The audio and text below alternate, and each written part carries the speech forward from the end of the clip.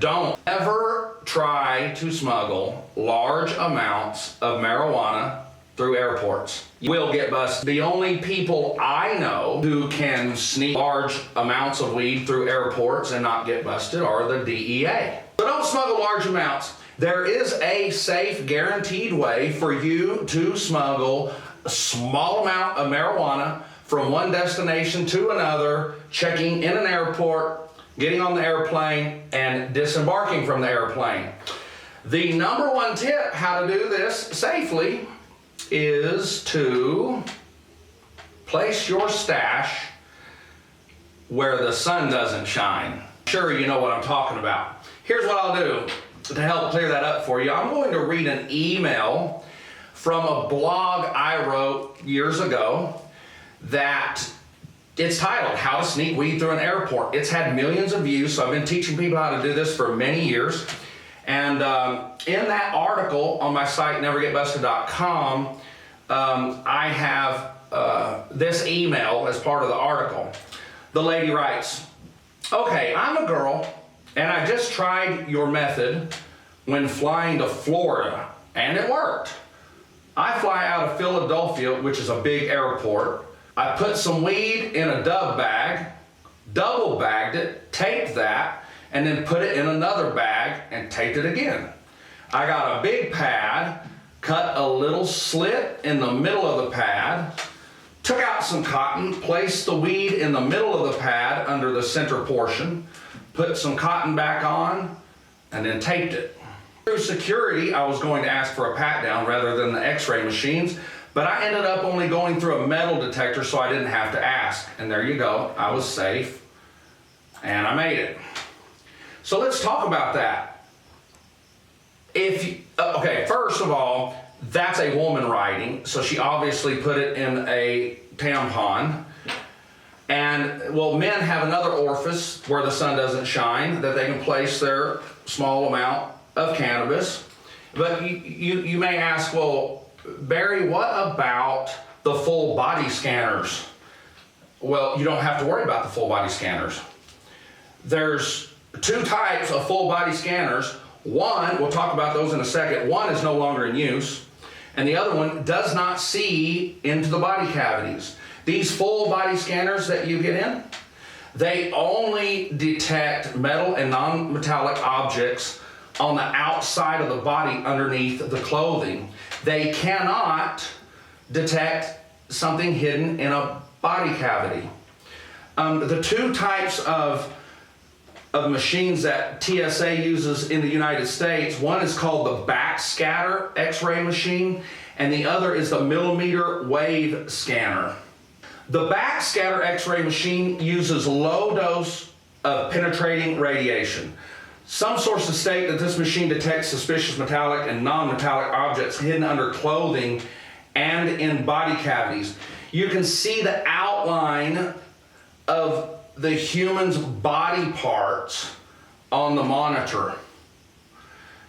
Because of that, the TSA in 2013 totally discontinued the use of the Backscatter Xray machine.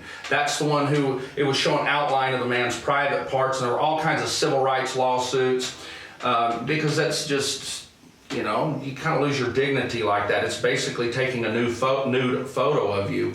If there was a machine that was able to see something in a cavity, and we're still not sure this one could, it would be this machine. But like I said, in 2013, they discontinued the Backscatter Xray machine because the company that sold those to the government, they weren't able to update their software to where it would project a picture that wasn't a new picture. So they're no longer in use. The full body scanners that are in use now are called the millimeter wave full body scanners, and they use electromagnetic radiation, which is similar to the wireless data transmitters. Flashed up of what a Backscatter X-ray machine looks like when they're seeing it through the monitor, and you can see the outline of the person's anatomy. Well, take a look at what the millimeter wave scanner looks like for the end user. And you'll notice it's kind of cartoonish. It doesn't matter your gender, it doesn't matter your height, it doesn't matter your body shape. The person seeing the monitor sees a little cartoon figure, and any area that may need additional screening is marked by a yellow box. So you can see what these scanners see, and they do not see inside body cavities. Now, probably why you think these body scanners can see inside body cavities is most of us on television have seen these reality shows, I forgot the name of them, but where they catch people smuggling drugs in airports, and they become suspicious of a swallower. That's somebody who, they can swallow up to a kilo of cocaine in little balls, usually wrapped in condoms, and they swallow those. And then on television, they flash a photo of an X-ray, and you can see the little condom packages full of contraband inside the stomach. Well, they obtained that X-ray after they developed probable cause that the passenger was smuggling. So they either took the person to a hospital under the power of a search warrant, or they took the person under hospital for a medical emergency. And they can do that, police can do that. If they think you're in danger, they can take you and have you x-rayed. Because if one of those bags break, the person's gonna die. So that might be what makes you think full body scanners checking body cavities. They don't. So the number one way to sneak weed through an airport is to put your small stash where the sun doesn't shine. Let's discuss some other good ways how to smuggle small amounts of marijuana through an airport. Hiding a small amount in a clever cavity in your luggage is also another good way. Understand TSA, the people in charge of airport security in the United States, they're not interested in small amounts of marijuana. In fact, I'm still a criminal defense drug expert witness, and I keep a stack of 10 cases on my desk at all times. I haven't quit for 12 years, and I don't have any cases of people getting busted for small amounts of marijuana in an airport. They're just not looking for it, and usually if they find it, they throw it away. Now, you still don't want to take that chance. Never get busted. Well, the reason they're not interested in marijuana is because marijuana can't take down an airplane and it can't harm other passengers. TSA is rightly and justified in protecting the flight and the citizens on that flight. So they're looking for explosives and bombs and weapons, anything that can cause damage to the airplane or other people.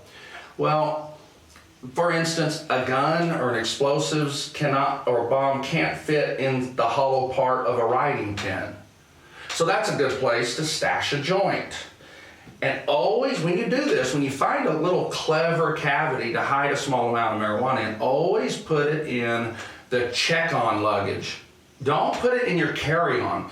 Your carry-on bags are more likely to be hand-searched and even detailed search than the carry-on. Carry-on bags are usually not searched, but they are subject a lot of times to a canine sniff.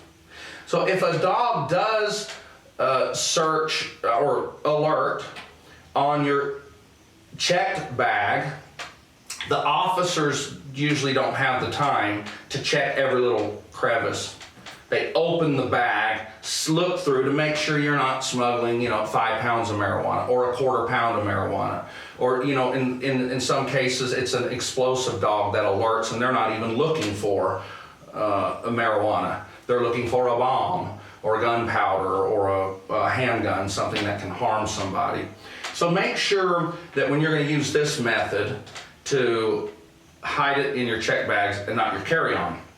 Shampoo bottles are also a fantastic way to smuggle small amounts and sneak small amounts of marijuana through an airport. Now make sure when you do this that you seal your bag. Shampoo has a weird way of slipping through any little unsealed portion and ruining your stash, and you wind up, smoking Dove soap more than you do the cannabis.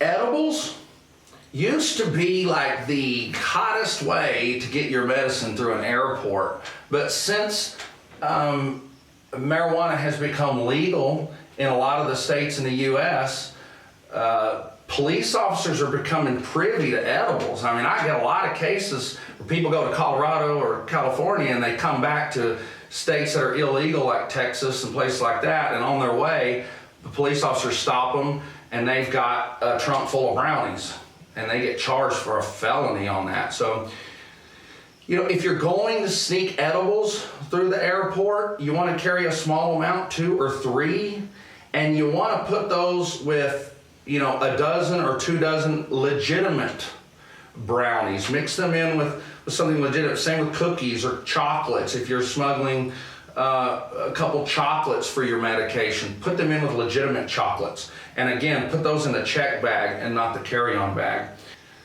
A final tip, if you can, it's much better to wait until you get to your destination and purchase marijuana when you get there, instead of trying to carry it in a body cavity or putting it in a pen or hiding it in brownies. It's much better to not carry anything at all. Now listen, it's not immoral and it's not wrong to smoke cannabis or to carry it through an airport, but it is illegal. So if you can keep from it, it's much better to make a purchase in the city that you're going to. And remember, when you're buying marijuana, you're really unlikely, it's very unlikely that you're gonna get busted. You usually get busted when you're selling marijuana. But if you go into a town and you ask a few people for some weed and they sell it to you, the only way you're gonna get busted is if you get roadkilled, which means as soon as they sell it to you, you drive off, the police are watching, they pull you over and bust you. And they're just not gonna do that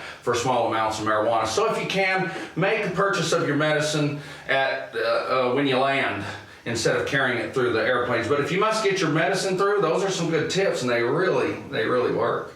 I talked to a TSA agent, a friend of mine, that they wouldn't tell me what to do, but they would tell me what not to do. So I'm going to give you the tips they gave me. TSA agents become suspicious when you're chatty with the TSA officers and you mention explosives or firearms or contraband or drugs. It may seem like casual talk, but to them, it's red flags, and they'll usually pull you into secondary and search you even more. So don't mention any of those things that I just said a while ago in an airport. Don't talk about it. Also, don't travel with coffee. You know, I released NeverGetBusted traffic stops 12 years ago that taught people how not to get busted for cannabis. And one of my tips in there was, you know, don't travel with coffee. And it's because most people think coffee masks the odor of marijuana to the point a canine can't smell it. And in that video, I proved why that's not true. Canines can detect marijuana in the middle of a coffee can. So don't smell like coffee. Don't have a lot of coffee in your bags, or you'll get secondaried and you'll get searched. Also, do not switch lines. Once you get in a line, even if you see a shorter line, especially if it's to avoid the body scanner, man, they're going to secondary you. They watch for line switchers. And finally, this is my tip. Please, y'all, I know this drug war is nasty, and I understand the cost in terms of humanitarian crimes and darkness. And we all know that we're facing a big problem right now between police and citizens and use of force. And hopefully that gets ironed out. But for now, I'm telling you, please, as an ex-narcotics officer, and now somebody who switched sides, and I'm an expert in these fields, never ever get aggressive with a police officer. TSA agents are police officers. Do not get aggressive with them. Even if you're being falsely arrested, you still do not have the right to get aggressive with a police officer. Obey their orders, do as you're told.